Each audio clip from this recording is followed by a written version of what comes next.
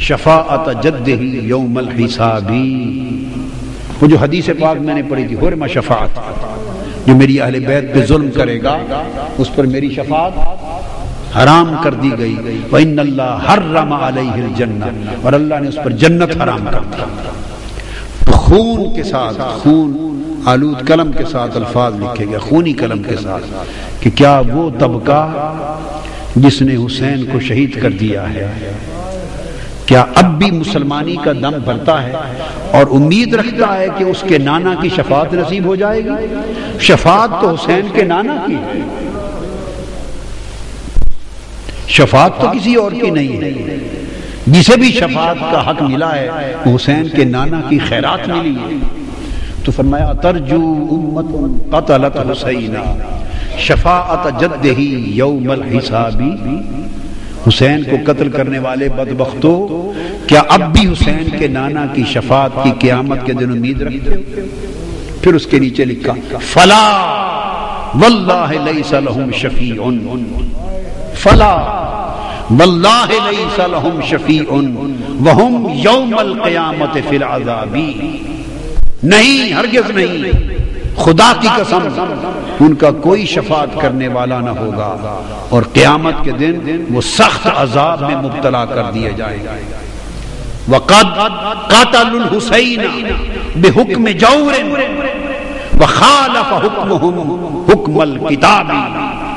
ان ظالموں نے ظالم حکمران کے حکم کے تحت اور ظلم پر مبنی حکم کے تحت حسین کو قتل کر دیا، اور ان کے حکم نے قرآن کے حکم کی مخالفت کر دی. ان کے حکم نے قرآن کے حکم کی مخالفت کر دی. یہ آسمان پر خون کے ساتھ شیر رقم تھے. قافلہ روانہ ہوا. ابن زیاد نے کئی دن اسیران کربلا آقا علیہ السلام کے گلشن رسالت کے ان پھولوں کو قیدی رکھا، اور پھر سوئے دمشق اس قافلے کو روانہ کیا. اس پورے قافلے میں صرف ایک مرد بچ گئے تھے، امام زین العابدین، ایک ہی، اور وہ بیمار تھے.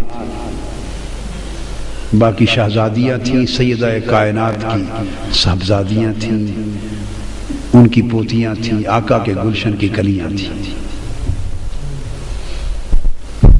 چلتے چلتے راستے میں ایک مقام پر یزیدی لشکر کے پاس پانی ختم ہو گیا. ان کے پاس پانی ختم ہو گیا.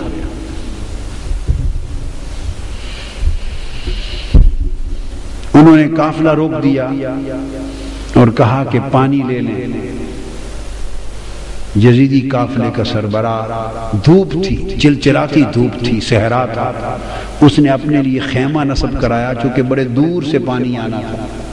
خیمہ نصب کر کے آرام سے سائے تلے بیٹھ گیا اور تمازت آفتاب سے تپتے جلتے ہوئے ٹیلوں پر حضور کی شہزادیوں کو ننگے آسمان کے نیچے بٹھا دیا. پورا قافلہ اسی حال میں ان کے پانی کے انتظار میں یہ چلچلاتی دھوپ میں تپتا رہا. امام علی مقام سیدنا امام حسین کی پیاری لخت جگر شہزادی سیدہ سکینہ، اصل نام ان کا عربی وزن میں سکینہ ہے، عرف عام میں سکینہ چلتا ہے، اصل لفظ سکینہ. سیدہ، میں عرف عام کا لفظ استعمال کروں گا، تلفظ بتا دیں، سکینہ، سیدہ سکینہ، سیدہ سکینہ.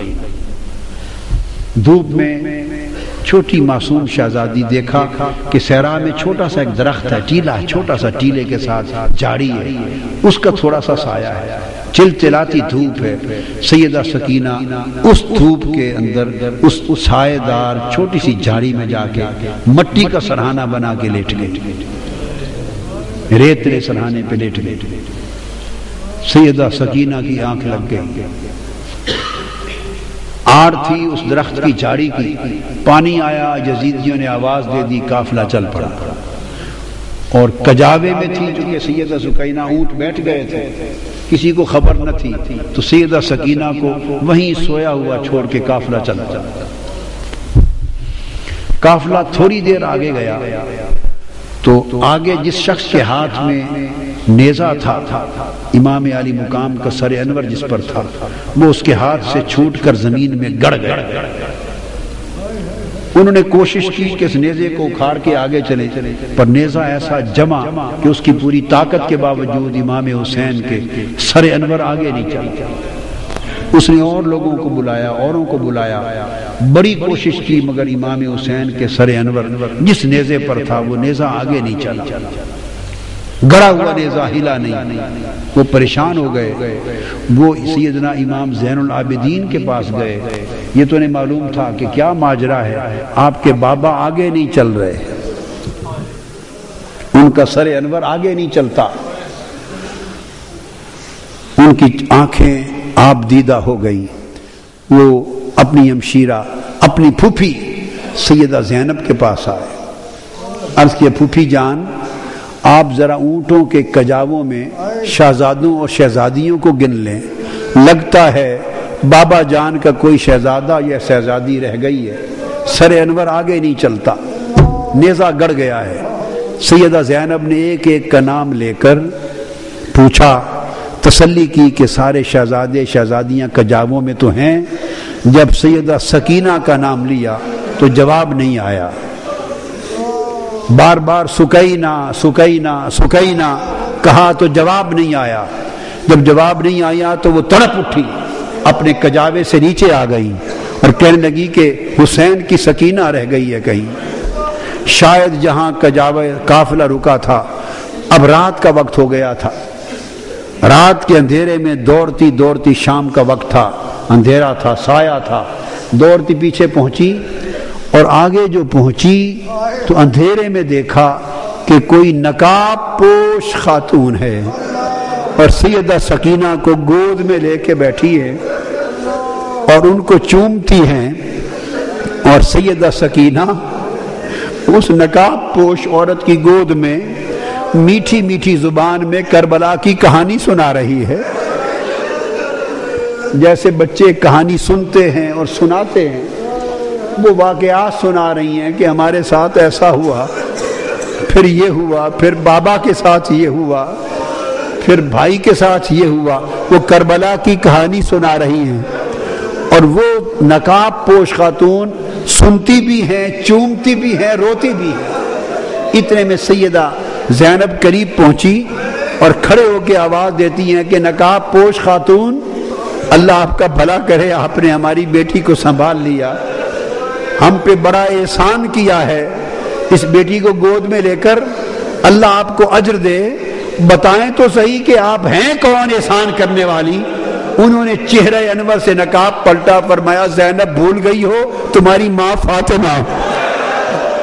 میرا حسین باغ نبوت کا پھول ہے، فاطمہ حسین کی لخت جگر، حسین کے سینے پہ سونے والی سکینہ تنہا رہ گئی تھی، قافلہ چل پڑا تھا، تو میں اس کو تنہا رہ کر قبر میں نہیں رہ سکی، میں نے چاہا کہ میں جا کے سکینہ کو سنبھال لوں۔ یہ روح تھی، مجسم تھی، کیا تھی؟ سیدہ کائنات کی روح اقدس مجسم تھی، متمثل تھی روح اقدس۔ تنہائی میں سکینہ کو سنبھالا دیا، ان کو ساتھ لیا۔ وہ تو چونکہ روحانی طور پہ ایک آمد تھی، رخصت ہو گئیں، نگاہ سے اوجھل ہو گئیں۔ سیدہ سکینہ کو لے کے، سیدہ سکینہ کو لے کے کجاوے میں رکھا، چل پڑی۔ اور اس طرح وہ حلب کے راستے سے ہوتے ہوئے، پھر حمص سے اور حما کے راستے سے ہوتے ہوئے جس شہر سے گزرتے تھے، بدبختوں نے وہاں استقبال کی تیاریاں کر رکھی تھی، شادیانے بجتے تھے، وہاں باجے بجتے تھے، شہر سجائے گئے تھے، اور یزید کی فتح کے جشن منائے جا رہے تھے۔ اور فتح یزید کی جشن کے سماں میں حضور کی شہزادیوں کو قیدی بنا کر قافلہ گزرتا تھا، ان کے سر انور نیچے تھے، سر قافلوں پر تھے، نیزوں پر، اور اس طرح ایسے ماحول سے گزرتے